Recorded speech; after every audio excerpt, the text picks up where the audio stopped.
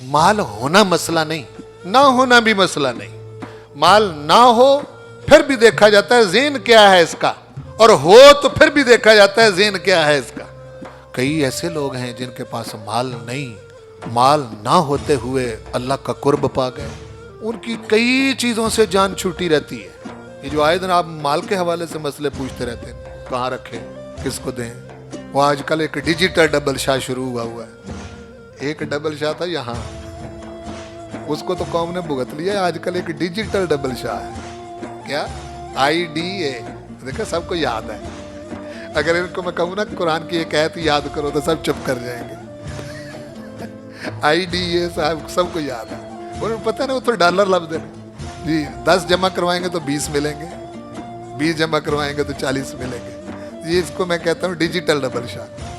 इसका हाल भी वही होना है जो उस डबल शाह का हुआ था।